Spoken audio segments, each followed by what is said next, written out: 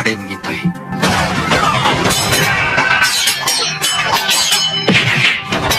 Angling Dharma, sekarang kita tentukan lebih jelas siapa yang lebih jago di antara kita. Aku belum kalah.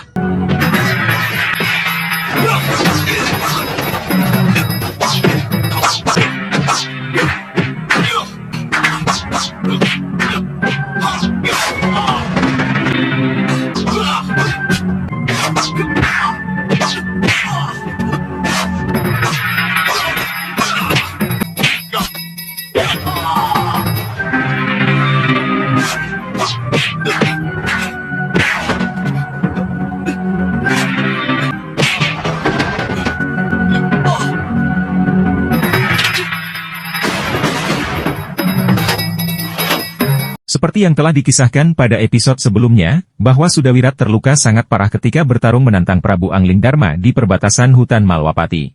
Pemuda sombong putra Nila Saroya itu hanya dibuat bulan-bulanan Angling Dharma, Lokahita pun akhirnya membawa Sudawirat yang tengah terluka parah dan tidak berdaya itu kabur menjauh dari pertarungannya. Ayo, Wirat. Tahan. Dan aku sesak. Biarkan obatmu dalam bekerja, Wirat. Wirat. Kamu yang harus menggantikan Eyang memerintah di sini. Siapa namamu, Cak Bagus? Aling Kusuma, Eyang. Oh, nama yang bagus. Seperti Eyangmu. Sembah bakti kami, Eyang. Aku terima anakku. Bagaimana perjalananmu? Ada sedikit rintangan, tapi kami bisa mengatasi. Singkat cerita, rombongan Prabu Angling Dharma di saat itu akhirnya telah tiba di kerajaan Bojanegara setelah menghadapi sedikit rintangan dari pendekar brutal si Sudawirat. Raja Bojanegara terlihat sangat senang sekali atas kedatangan anak dan cucunya berkunjung ke sana. Terlihat juga permaisuri raja yang baru muncul itu langsung menggendong Angling Kusuma cucunya dan merasa sangat bahagia sekali. Gagah Eyangnya. Oh, ini cucu Eyang Putri. Ibu, sayang. Ayo masuk. Makasih saja ke yang lain. Sementara scene berganti ke Malwapati, yang mana pada saat itu setelah kepergian Prabu Angling Dharma beserta permaisurinya untuk pergi sementara waktu ke negeri Bojanegara. Terlihat di sana Batik Madrim bersama tetua pembesar kerajaan berkumpul sedang dalam pembicaraan yang cukup serius mengenai tahta Malwapati. Yang sejatinya Angling Dharma sebenarnya tidak memiliki trah Malwapati, sehingga seharusnya ia tidak lagi mempunyai hak untuk menduduki tahta sebagai raja di sana setelah sepeninggal istrinya Dewi Setiawati. Terus terang, keniatan Angling Dharma untuk mengangkat anaknya menjadi putra mahkota, jadi Yuwa Raja. Ini yang sangat mengganggu ketenanganku, Madrim. Angling Dharma hanya sekedar mantu dari Dinda Prabu Wikubrati. Tapi, bagi saya, sangat sulit menjelaskannya. Apa yang Wawa katakan itu memang benar. Prabu Angling Dharma bukan keturunan Malwapati. Kenyataannya memang begitu. Seharusnya, kalau saja Angling Dharma itu orang yang tahu diri. Wah, sayembara yang dulu diselenggarakan itu atas kemauan saya sendiri. Apa Nanda mempertaruhkan kerajaan Malwapati? Tidak, yang saya pertaruhkan adalah hak atas tahta saya. Nah, itu kenapa Nanda kaitkan dengan mendapatkan Nanda Setiawati, bukan? Dan di saat itu sebenarnya Batik Madrim tidak terlalu mempermasalahkan tentang hal tersebut, sebab ia masih sangat yakin jika Prabu Angling Dharma sendiri juga pasti mengetahui tentang trah Malwapati yang sebenarnya. Akan tetapi sepertinya para tetua-tetua itu sangat khawatir jika Prabu Angling Dharma melakukannya, padahal mereka pun belum pernah mendengar kabar bahwa Angling Dharma akan mengangkat putranya menjadi Huaraja di Malwapati. Di samping apa yang dijelaskan oleh para tetua kerajaan itu memang ada benarnya juga. Namun mereka terlalu berprasangka buruk kepada Prabu Angling Dharma. Sehingga pada akhirnya, Batik Madrim di saat itu pun sedikit terpengaruh pada omongan para tetua tersebut, meski dalam hatinya terjadi pertentangan hebat. Tahta itu berkait dengan adikmu yang menjadi pewarisnya. Artinya, adikmu itulah yang menjadi mata rantai dari hak atas tahta. Tapi yang sekarang terjadi, seolah-olah Nanda telah mempertaruhkan negara. Sehingga meski Nanda Setiawati telah tiada, Angling Dharma masih saja mengangkangi tahta itu. Wasudharma dan Wak Wairocana sudah lawat. Loh, ini menyangkut sebuah trah, anakku. Trah Malawapati. Trah leluhur kita akan habis kalau tahta itu masih dikuasai Angling Dharma dan keturunannya. Mestinya, Angling Kusuma itu lebih cocok menjadi Yuwa Raja di Bojanegara sana, di negeri ibunya. Bukan di sini, bukan. Ini menyangkut kelangsungan negeri Boja, anakku. Kalau Angling Kesuma tidak diangkat menjadi Yuwa Raja di sini, siapa yang akan meneruskan kekuasaanku? Negeri ini akan runtuh karena tidak memiliki calon raja. Sementara kita kembali lagi di kerajaan Bojanegara, di malam itu terlihat Prabu Boja sedang mengajak berkumpul Dewi Sekarwangi dan Angling Dharma untuk melakukan pembicaraan lebih lanjut tentang tahta masa depan kerajaan Bojanegara. Sebab di negeri tersebut, Prabu Boja tidak memiliki keturunan lagi sebagai penerus tahta di kerajaannya karena Dewi Sekarwangi adalah anak satu-satunya. Sehingga sang Prabu berniat mengangkat Angling Kusuma cucunya itu yang kelak akan dijadikan penerus di kerajaan Bojanegara. Akan tetapi keinginan tersebut ternyata tidak sependapat dengan putrinya karena di saat itu Dewi Sekarwangi mengharapkan putranya itu menjadi raja di Malwapati. Lantas di saat itu juga, Angling Dharma pun langsung menceritakan secara perlahan kepada istri dan Romo Prabu tentang tahta kedudukannya di Malwapati yang sebenarnya. Ada hal yang perlu diketahui tentang tahta Malwapati. Tahta itu saya dapatkan dengan swayamwara yang diselenggarakan oleh Batik Madrim sebagai putra mahkota Malwapati. Pewaris tahta Malwapati sebenarnya adalah Kanda Batik Madrim, pangeran yang sangat sakti dan memiliki ilmu kadikjayaan yang pilih tanding. Karena begitu yakinnya tidak akan ada yang mampu mengalahkannya, maka dia mengadakan swayamwara dengan taruhan adiknya yang bernama Dewi Setiawati dan tahta raja yang dia warisi. Dan memang tidak ada satupun pangeran yang mampu mengalahkannya.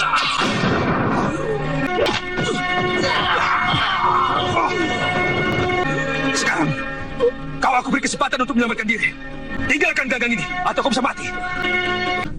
Hamba mengaku kalah, Gusti. Ketika sudah tidak ada lagi yang berani maju di gelanggang pertarungan, karena memang sudah banyak pendekar telah dikalahkan Batik Madrim dengan kesaktiannya yang sangat luar biasa dan pilih tanding. Di saat itulah Prabu Angling Dharma muncul dengan keberanian dirinya untuk ikut sayembara tersebut.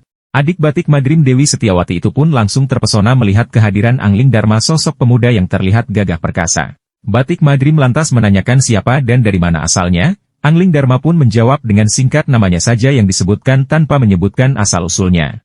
Dan tidak menunggu waktu lama, Batik Madrim langsung melayangkan adu tanding padanya dengan dua pilihan ilmu kanuragan atau kadikjayan. Angling Dharma dengan jiwa kesatriannya langsung memilih dua-duanya tersebut. Akhirnya pertarungan ilmu kanuragan dan kadikjayan pun dimulai dengan sangat seru sekali.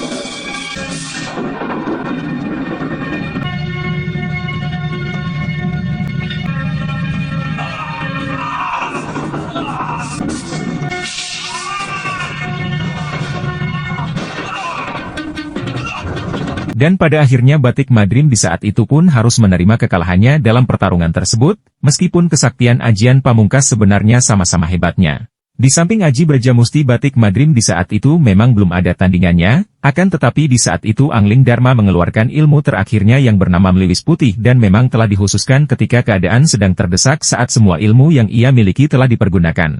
Maka dengan ajian terakhir Meliwis Putih itu, sekuat apapun ajian yang dimiliki musuh akan mampu terhadang dan bisa berbalik arah kepada pemiliknya.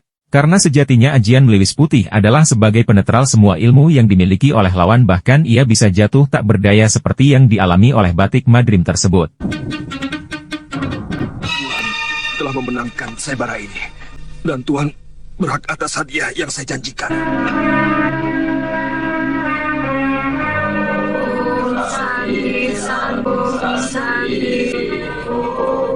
Apa maksud Kanda Prabu menceritakan semua ini? Saya bukan keturunan Trah Malwapati, dan Dinda pun juga bukan. Bukankah Kanda Prabu telah memenangkan sayembara secara jujur? Benar, Dinda. Tapi sebenarnya yang dipertaruhkan adalah hak atas tahta. Saya kurang mengerti, Kanda. Hak atas tahta yang seharusnya milik Batik Madrim akan turun menjadi milik Dewi Setiawati, yang menjadi istri saya. Dengan kematian Dinda Setiawati, hak itu sudah hilang. Tahta kembali menjadi milik Trah Malwapati. Apa yang dikatakan Angling Dharma itu memang benar? Apa sekarang mereka sudah mulai mengungkit? Sekarang mungkin belum, tapi nanti kepada Angling Kusuma. Itu lebih baik. Karena tahta ini adalah milik Sekarwangi. Biarlah cucuku kuangkat menjadi Yuwaraja di sini. Dan kau akan menjadi ibu surinya, anakku. Terserah Kanda Prabu. Iya, saya setuju dengan rencana Romo Prabu. Dan tentang tahta di Malwapati, pada waktunya akan saya bicarakan dengan Batik Madrim. Sementara scene berganti ke Malwapati, kita diperlihatkan dengan Dewi Sintawati yang telah berada di sana, yang sebelumnya ingin mengaturkan sembah bakti kepada Prabu Angling Dharma namun ternyata tidak bertemu dikala sang Prabu sedang berada di kerajaan Bojanegara. Akhirnya di saat itu ia pun bertemu dengan Suliwa yang masih dalam masa pemulihannya akibat hantaman rengkah Gunung Durgandini dan Sudawirat. Selang beberapa waktu kemudian datanglah Bongoh yang memberitahu bahwa Gusti Patih Batik Madrim sedang datang untuk melihat kondisi keadaan Suliwa terkini. Kemudian Suliwa pun mengatakan kepada Gusti Patih bahwa dirinya sudah menunjukkan perkembangan yang cukup membaik. Lantas Suliwa juga langsung memperkenalkan Dewi Sintawati kepada Gusti Patih Batik Madrim. Oh ya, Gusti Patih. Ini Nyai Dewi, istri mendiang Empu Masyura. Nyai, kami sangat berduka cita atas meninggalnya suami dan putrinya Dewi. Galuh Parwati sangat berjasa bagi Malwapati. Dinda Prabu Angling Dharma pasti akan membalas kematian suaminya Dewi. Karena kebetulan juga Durgandini merupakan musuh kami, Nyai. Dan di saat itu kedatangan Batik Madrim sebenarnya tidak hanya untuk melihat keadaan Suliwa saja, namun ia juga membawa kabar yang ingin ditujukan kepada Suliwa bahwa ada sebuah sayembara yang dilakukan oleh Batara Rikabalan. Sayembara tersebut bermaksud untuk siapa yang mampu menyembuhkan Tuan Putri dari derita sakitnya, dan sebagai imbalannya bagi yang berhasil akan dijadikan menantu oleh Sang Batara. Batik Madrim lantas menawarkan Suliwa supaya mengikuti sayembara itu, namun Suliwa kemudian menolak dengan sopan dan beralasan masih dalam tahap penyembuhan dan belum pulih sempurna. Suliwa juga menjelaskan bahwa ia bukan siapa-siapa dan tidak memiliki garis keturunan seorang raja. Lantas ia kemudian menyarankan agar Patih Batik Madrim saja yang mengikuti sayembara tersebut, karena dirinya lah yang lebih pantas mendapatkan seorang putri raja di samping sang Patih Malwapati itu juga belum mempunyai istri. Gusti Patih terlalu memikirkan hamba. Maaf, hamba sampai sekarang belum bisa memikirkan itu, Gusti Patih. Sepertinya agak tidak baik kalau hamba mendapatkan seorang putri Betara. Hamba hanya seorang tabib biasa, Gusti Patih. Saya bisa mengangkat kamu menjadi menak dari Trah Malwapati, karena saya mempunyai hak untuk mengangkat siapapun juga menjadi kerabat Malwapati, Liwa. Terima kasih, Gusti Patih. Hamba mohon maaf, kesehatan hamba masih belum pulih, Gusti Patih. Tapi saya yakin, Gusti Patih jauh lebih mampu. Dan bukankah Gusti Patih sendiri juga belum memiliki garwa? Istri Gusti Patih. Dan di saat itulah, Gusti Patih Batik Madrim mulai memikirkan perkataan Suliwa sebab ia memang sudah terlalu lama sendirian tanpa pasangan. Singkat cerita akhirnya Batik Madrim di saat itu pun bergegas pergi menuju kerajaan Rikabalan dan mencoba untuk mengikuti sayembara tersebut. Gusti mau ikut sayembara? Ya, saya Batik Madrim dari Malwapati. Oh, silakan Gusti, silakan.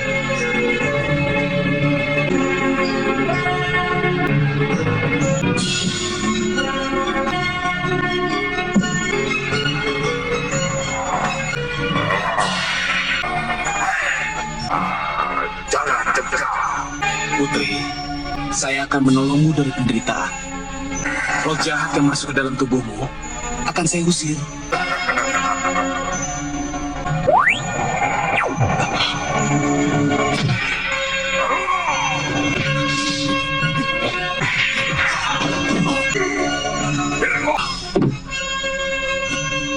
Gusti Betara, hamba mengantar Tuan Patih Batik Madrim dari Malwapati.